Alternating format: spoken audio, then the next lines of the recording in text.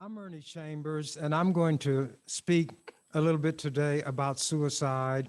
It's not a pleasant topic, but it's essential that we look into this because greater numbers of young people, especially, are taking their own life. People who know the individual will begin to feel guilt and regret and question himself or herself and say, were there signals that I didn't pick up?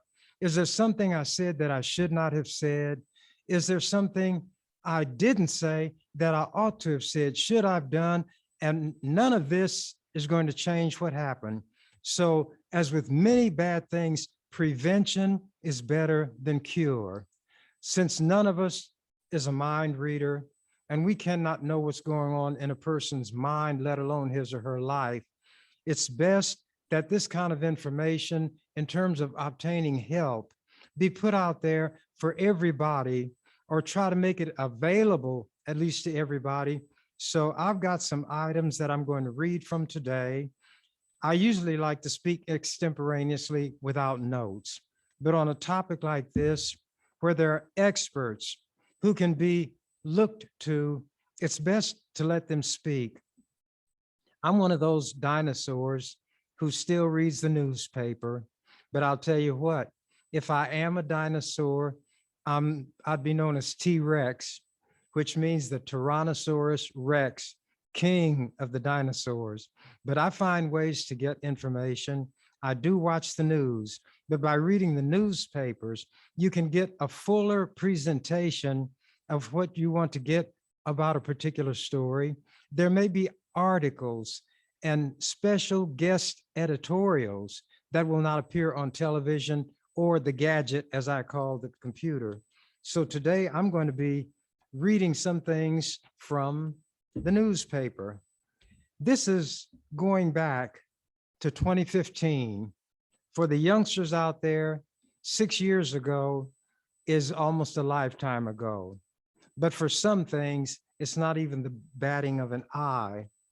This article appeared on October the 4th, 2015. The headline is Challenges and Responses, Teen Suicides in the Midlands. It's really an editorial. Every 2 hours on average, a kind of bomb goes off somewhere across our nation. And this is from 2015, remember. It comes in the form of a teen suicide. These deaths, averaging 12 a day nationally, rob a young person of his or her life and deliver to members of the family and friends and the school communities. It leaves a lasting concussion. These deaths are preventable in a lot of cases, but to prevent something, you have to know that there's something that needs preventing. In addition to the more than 4,000 US teen deaths each year due to suicide, an annual average of 157,000 young people ages 10 to 24 receive hospital treatment for self-inflicted injuries. If a person deliberately injures himself or herself, something obviously is wrong. Some of these that were just injuries that put people in the hospital, they had to be serious to go to the hospital, were probably attempts at suicide that were unsuccessful. And maybe at a later time, the person who had tried and received only an injury will succeed. The Midlands are by no means immune to this heartbreaking problem. Suicide is the second leading cause of death for youth ages 15 to 19 in both Nebraska and Iowa. This comes from the Nebraska State Suicide Prevention Coalition and the Iowa Department of Public Health. In 2012, 3 years before this article, in 2012, Iowa experienced a spike in teen suicides, claiming the lives of 32 young people and spurring a coordinated statewide response. Last year, which would have been 2014, 14 Nebraska youths took their lives, double the number from the year before. In both states, by no means are teen suicides limited to urban areas only. Rural communities also are afflicted by these tragedies, and Native American communities tend to be hard hit. We have to realize that, and we all were young. I was young a long time ago, but I remember some of the things that happened when I was young, some of the things that troubled me. I spent a lot of my very young years in church, and because of the speaking so much about hell, damnation, burning forever, God killing you, the death angel stalking you, and then Satan coming as a backup, it's almost after all the things that God's going to do to you. If you saw Satan, you'd say, you're not such a bad fellow, and shake his hand. But at any rate, I felt, and I didn't know the terms for it at that time, tremendous anxiety all the time, uncertainty about whether I would even live to see the sunset. And if I lived to see the sunset, I wondered if I'd live to see it rise. And people used to indicate that when God calls your name, you'll die. I wanted to make sure that if my name was called, I was doing something so I wouldn't hear it. But the anxiety, the depression, the uncertainty, and church was the last place in those days to go to try to get help.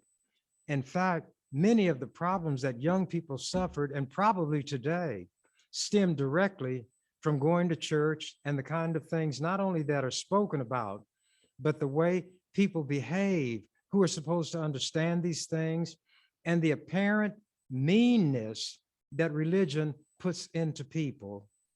But going on with this, the challenge is daunting, to be addressed anew with each new generation of young people.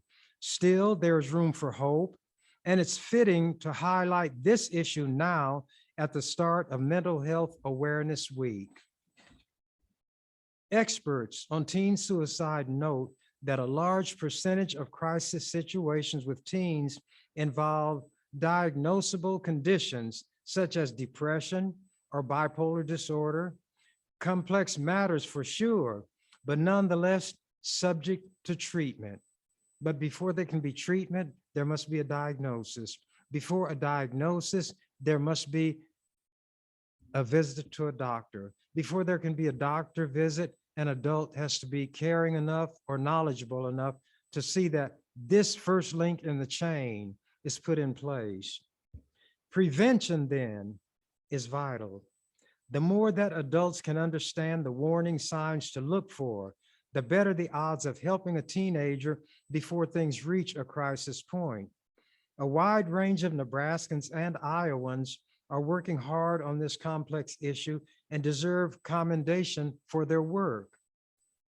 As mentioned, in the wake of the 2012 surge in teen suicides, Iowa officials have worked to develop a coordinated response, even as more can be done to boost the state's education efforts for adults and strengthen treatment programs. In Nebraska, a variety of institutions and officials have stepped forward to tackle the challenge. These efforts include nonprofits, government agencies, medical centers, school systems, and clergy, with the Nebraska State Suicide Prevention Coalition doing invaluable work as the central coordinator. It's something like an octopus which has 8 arms. So I felt like saying 10. An octopus has 8 arms, yet they're called tentacles. That's interesting, isn't it? October means 8, yet it's the 10th month. But anyway, an octopus couldn't operate these tentacles properly if there was not a central brain system that knew where each tentacle was, what it was to do, and could coordinate and cause it to move. So in this sense, it's a good octopus.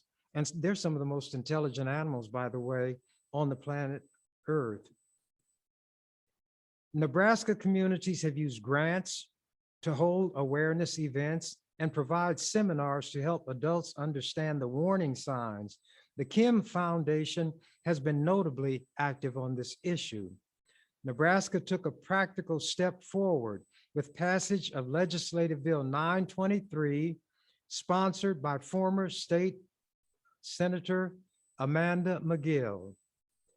The law provides for an hour of suicidal prevention training as part of the annual in-service training for Nebraska Public Schools personnel, including teachers, counselors, and nurses. I don't know if that training is still going on because sometimes a law is passed and those whom it affects will not continue to comply, but I hope this is still in operation.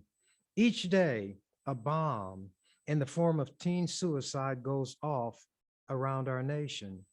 Sometimes the pain and devastation strike close to home. Let's join together and strengthen our area's ongoing effort to address this issue, saving lives and offering hope. Aren't people talking a lot today about how divided the country is and how we need to come together? Well, it's not going to be any coming together on politics. There'll definitely be no end to the religious wars. The rich will get richer, the poor will get poorer. Those who are the working poor will have to work more than one job to feed his, her, or their family. They will not be able to afford medical care. So the rich get richer and the poor get farther behind. Something we should all be able to agree on is the welfare of our young people. As I state, we all were young at one time. We know the problems that we had, the lack of understanding shown toward us, the cruelty in some cases, in others, sexual abuse, even by family members. So with this background of knowledge that we don't have to read to get, we don't have to put confidence in what somebody else is saying. We can look within ourselves and understand. We can see what happened to those young people we grew up with and know that human beings as a species on this planet is not going, they will not change that much from year to year, decade to decade, century to century, even perhaps eon to eon. So what happened before is happening now. It'll continue to happen. So if we could bury the hatchet, so to speak, not in each other's head or back, but long enough to look at this ongoing, worsening problem, the death of the innocent young people who are not here by choice, then maybe if we began to work together on this, we would see that as we work on this, that so-and-so is not really such a bad person. If you can persuade the fool to do something good, but now the fool has been persuaded and maybe he or she is not a total fool after all. And somebody else may begin to have similar movings.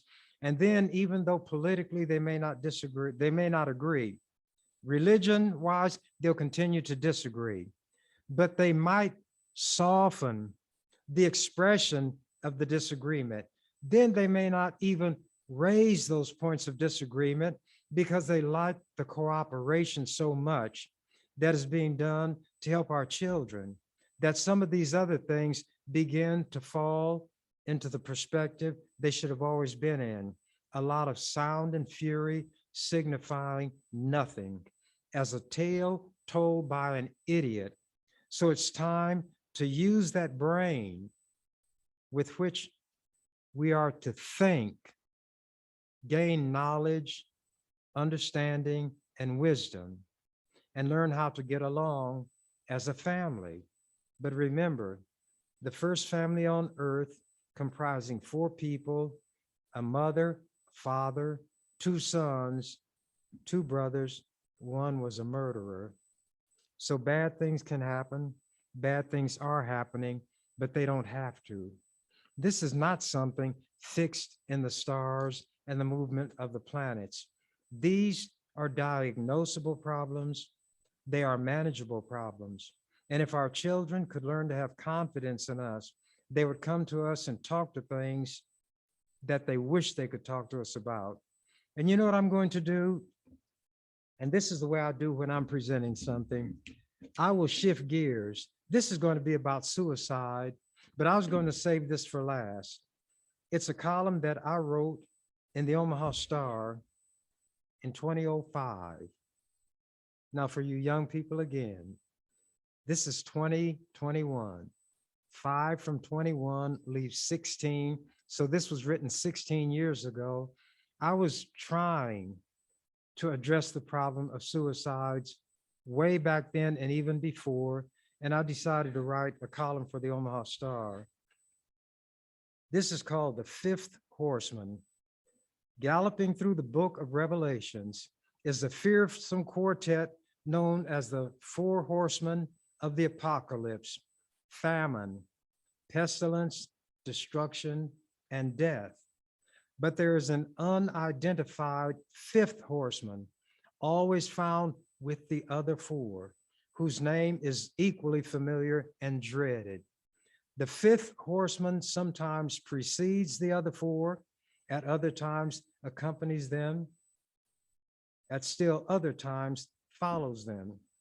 The name of the fifth horseman of the apocalypse is suicide. What is it that leads, lures, coaxes, beguiles, or drives a person headlong into the fatal embrace of suicide? The answers may be as many and varied as the hopeless, despairing, bewildered, terrified, overwhelmed, lost victims. Suicide is the weaver of tragedy and the fashioner of mocking futility. People who are experts on such things proclaim that suicide is the end product of an unheard or ignored cry for help. He that hath ears to hear, she that hath ears to hear, listen and hear. Maybe so, maybe not. I am no expert. The only certainty is that a life is cut short abruptly by a victim's own hand. I knew 3 people who committed suicide, and I did not see it coming in any of those instances. I knew people whose families had a member who committed suicide, and they did not see it coming. For some tormented souls, merely contemplating suicide, along with the imagined sorrow and regret of those who remain alive to mourn, is enough to push them over the brink. When I was in the legislature, a former attorney general used to have a study session, and he would invite school kids from all over the state, and he always wanted me to talk to them. And I would talk about suicide and how when you're young, you have in your mind that if you take your own life, people here are going to be sorry, they'll be regretful, and that you'll somehow be aware of it. But I always emphasize, don't count on it. You may not know anything. So stay here, and as long as you're here, you can do something to try to correct these problems. All of you, as young as you are, have had serious things which at the time it was confronting you, you felt like it was the end of the world, but you got over it. Maybe the prom came, maybe you went to a football game, maybe a friend who hadn't talked to you spoke to you, and you got through something that you thought was the end of the world. Well, you're going to have to realize that even without being conscious of it or putting forth the effort, something may come into your life that will give you ease from that sorrow and whatever it is that is overwhelming. And I would go along like that, and I had much more time than I'm going to take now.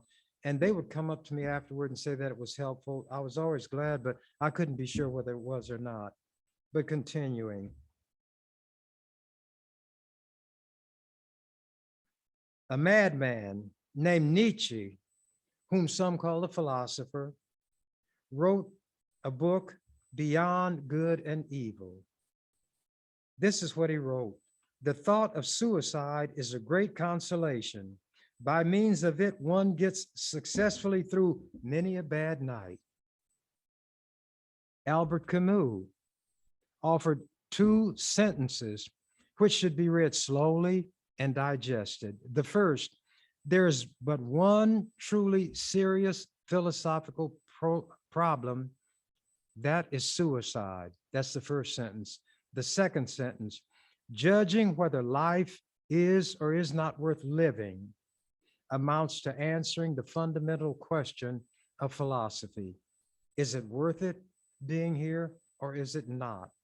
Then philosophers try to put the case together, some for one proposition, some for the other, and some just go crazy.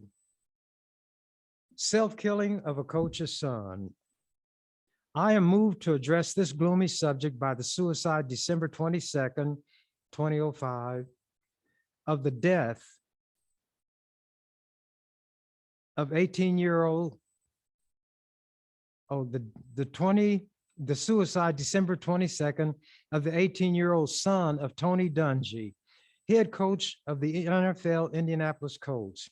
Details and commentary are provided by excerpts from Chicago Tribune sports columnist Rip Morrissey's piece reprinted in the December 23rd Omaha World Herald. And this column that I'm reading from was written 6 days after that. Subheadline, he's a father.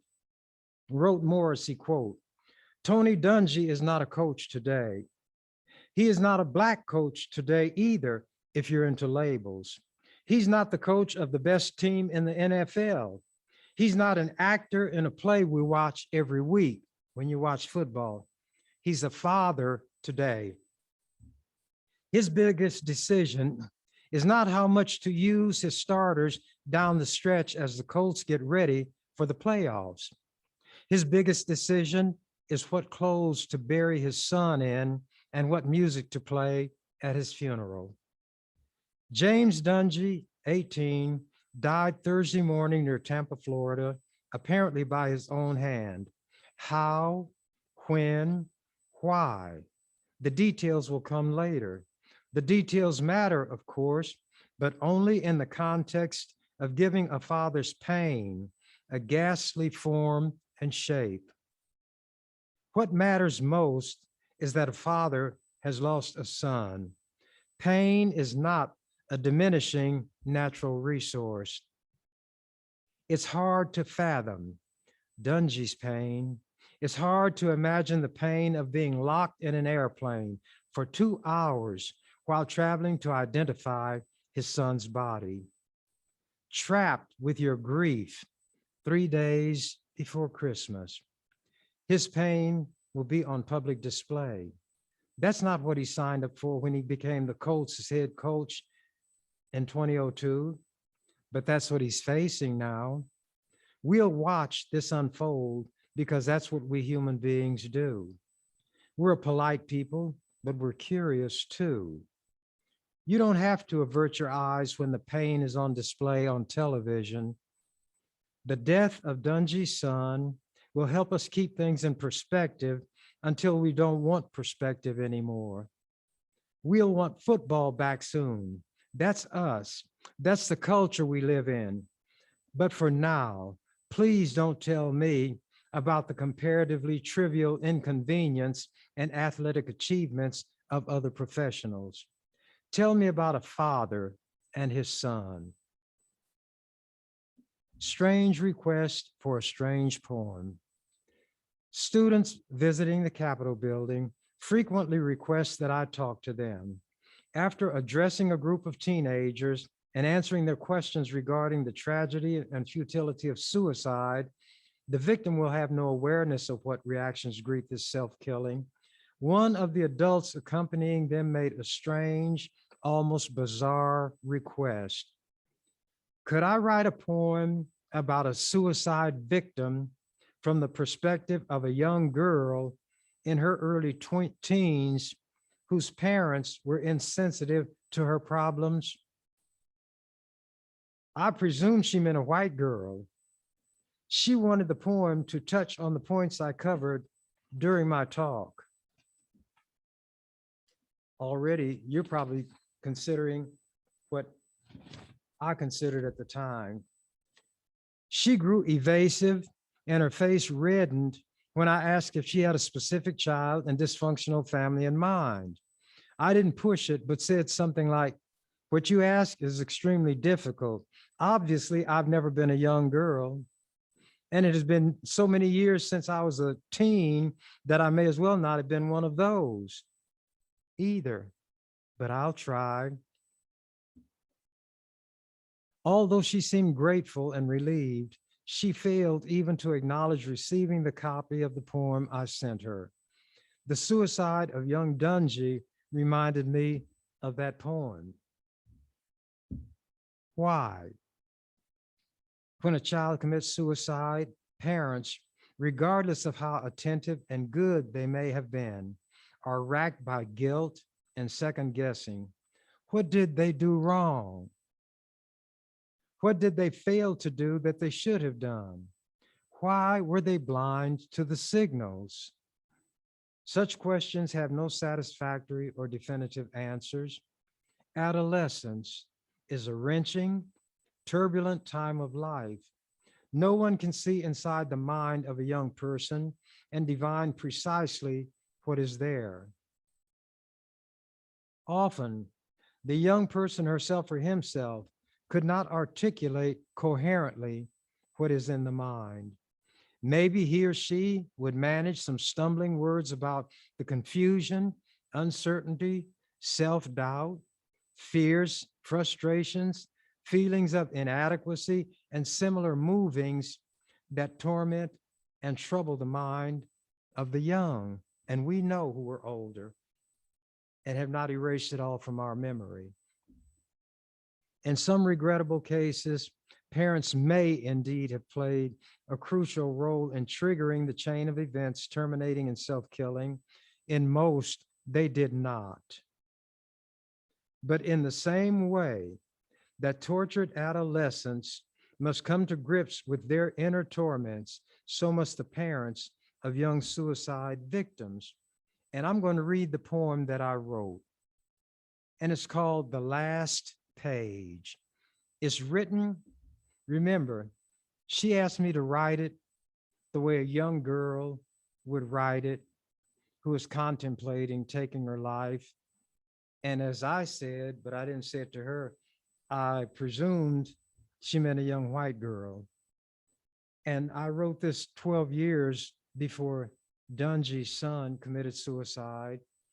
And when he committed suicide, then it reminded me of this thing that I'd written all those years ago. This is what she writes in her diary. How I love my sainted mother, but I can't stand my mean-faced brother. Next to mother, I love daddy, but my sister's way too catty. Family stuff we always did to make us each a good little kid. Television we would watch, eating pizza and drinking Cokes. On the couch, my dad would stretch. How I hated to see him scratch. He would scratch his foot, then sniff his hand. He was such a grossed out man, but I loved him just the same. After all, I have his name. Also, parents do strange stuff. Then they want to give us gruff. Just because, like a silly kid, we might do the stuff they did. Really, when you get right down, I'll bet they cut a trail through town. Why do parents always think they're some kind of know-all shrink? Think if we sink or swim, we're acting just like them. They're too quick to call us bad, thinking we had the time they had. There's an example I often give. It's where this boy's father was always on him about not getting good enough grades. He said, but daddy, I'm getting 95s. He said, that's not good enough. So then finally he brought all of his grades up. Every paper he turned in got 100%. And you know what his father said? Well, it took you long enough to do it. And it just crushed him. But going on with this young white girl writing in her diary. And this is what she's putting in her diary. In such angry tones they speak, calling me a tramp or a sneak. thinking I do what I shouldn't because they may have tried but couldn't. How I wish they'd lend a hand and try just once to understand. Digressing, I talked to a whole lot of school kids, and most of them were white, and they would talk to me like I was a father confessor. They told me about the problems they had, and I'd always respond that adults don't always understand. They got a lot of things on their mind. And in the same way, you might hurt one of your best friend's feelings without realizing it, or sometimes even intentionally, but you make up and get over it. They may not even be aware that they're hurting your feelings. They got to pay rent. They got to pay for the doctor. They got to buy you school clothes, feed you every day. And you yourself know how hard you are to get along with. Try to throw in something that might make them smile. I said, so when these things happen, don't think it's always done intentionally. Just realize that grown people don't necessarily get smarter as we get older. As a matter of fact, the way the earth was created was okay. But when it came to putting human beings on it, human beings should come into the world when they're 100 years old. And the kids would look and look puzzled. I say, mm-hmm. Then the longer they live in the world, the younger they get, the less mean they get, the less hateful they get, the more innocent they become. And when it's finally over, they're little crawling babies, totally innocent, and they crawl into oblivion without a thought or care. And try to put their minds on a path different from what it might always run when you discuss the relationship between parents and their children. And we were not always adults. We were not always parents. We were children. And sometimes we ought to think back to how it was. And in the same way we didn't want to have to go through that, we should not want to put any child through it, whether it's our own child who we have around us all the time, or some other child we may just happen to cross paths with. But anyway, let me continue. We're no worse, I'm pretty sure, than they were. Nobody is pure. When they yell, you little flirt, they don't care how much I hurt. Always taking me to task, never do they stop to ask what I think or how I feel. Don't they know my heart's not steel? They're so quick to say you lie. How I wish that I could die. Sometimes words won't come my way. I don't know just what to say. If I said you hurt my heart, they just yell, stop getting smart. I don't let them see me cry. How I wish that I could die.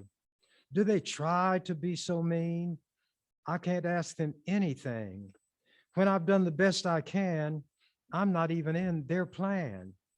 When they yell, you cause us grief. Getting away is such a relief. When gray sky is full of clouds, in my mind, they're funeral shrouds. On long walks, I wonder why. Seemingly, it's good to die. Friends no longer want to be going anywhere with me. Always, you're so sad, they say. Most of them have drifted away. Hours and day I sit alone. You're becoming skin and bones, yell my parents. Is it dope? Now I know there is no hope. I'm a cinder in their eye. I believe it's time to die. Diary, when I'm sad and blue, I can always turn to you. I won't run from death and hide. Comforting is suicide. You have been my only friend. With these words, we both shall end.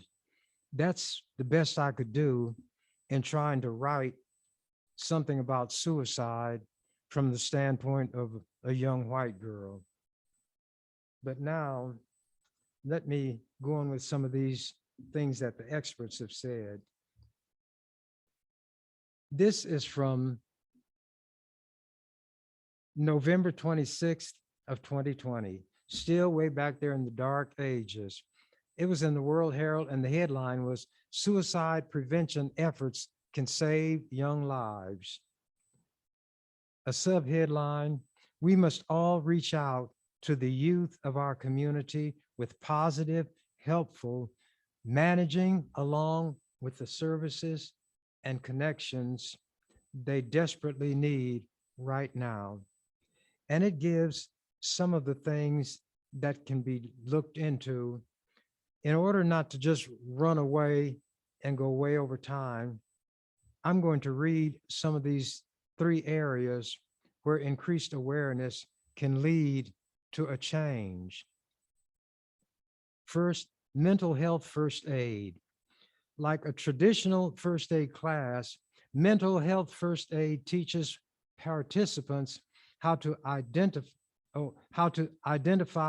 when someone may be experiencing a mental health emergency and how to help that person.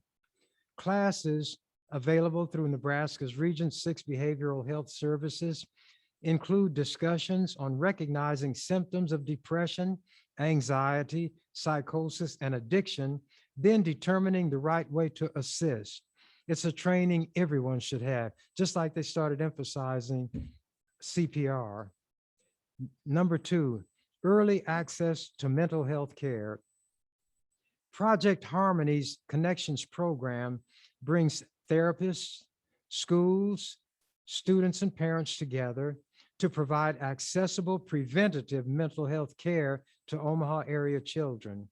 Connections works directly with families as well as school and medical professionals to identify children in need of mental health support. Children are matched with community therapists who are trained in evidence-based practices. And on those who need mental health care, they can be people we'd never think had that problem. The number 2 tennis player in the world is named Osaka. I can't remember her first name, but she got tired of going to these press conferences after every match, which she would always win. She said the reporters would ask the same questions, that she felt tense, nervous, she didn't want to be bothered. So she skipped one of them and they fined her $10,000 or $15,000. She said, all right, if that's the way you're going to do it, I'm going to look out for my own welfare, my own mental health. I tried to tell you what a problem it is for me, and it made no difference. She was talking to those who are in charge of tennis. After that tournament she was in, it may have been the US Open or one of those, Wimbledon in England, one of the big ones was coming up next, and she told them she's withdrawing.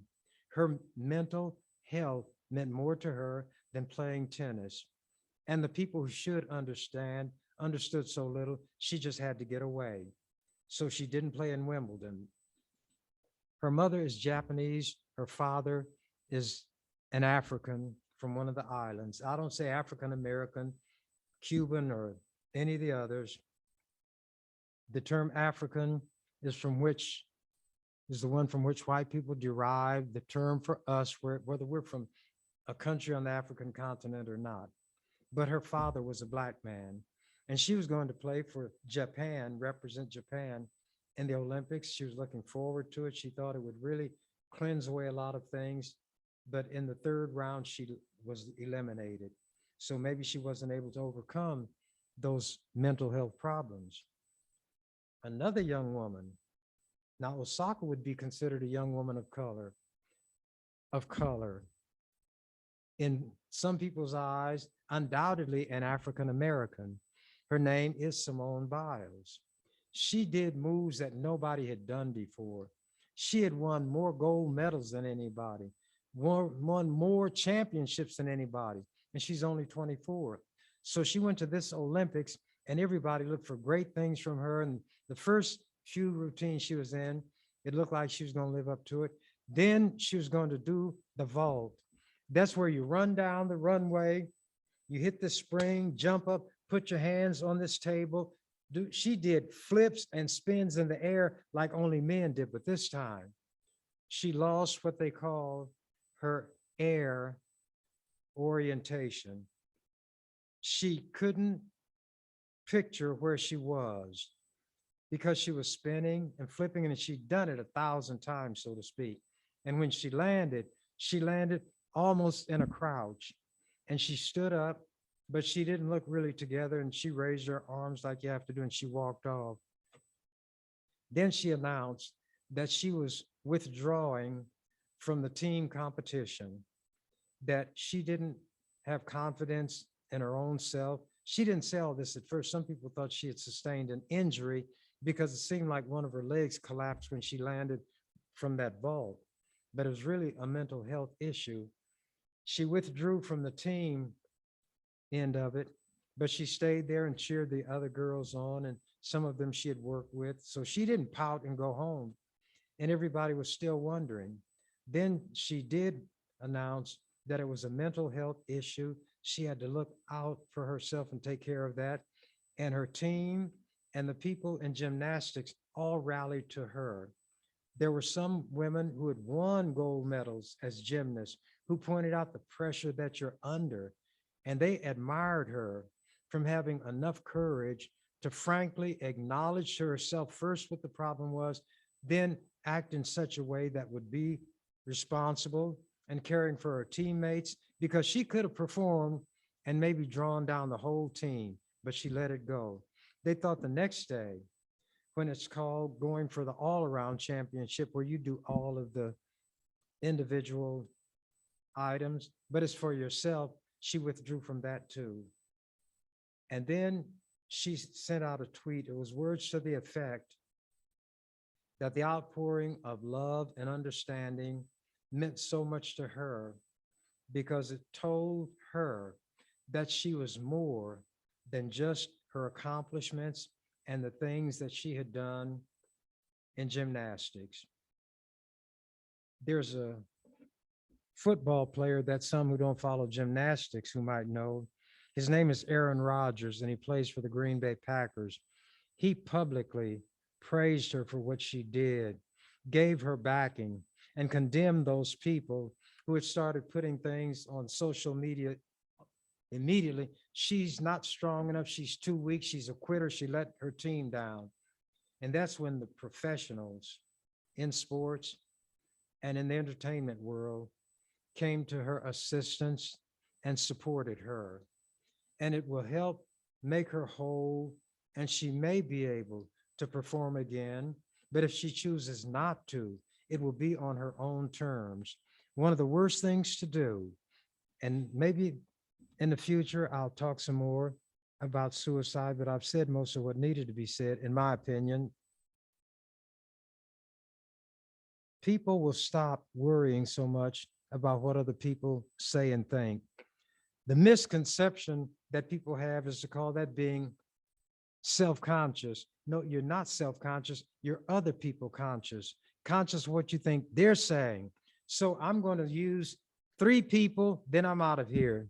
First, I'm going to go to a young white boy. He said, I got to think now. I learned my lesson well. You see, you can't please everyone, so you got to please yourself. Then there's Otis Redding sitting on the dock of the bay. I can't do what 10 people tell me to do, so I guess I'll remain the same. In other words, Otis is going to do what Otis says Otis ought to do. Then the one I always like to quote, and I won't defile her by trying to sing, and that's Whitney Houston.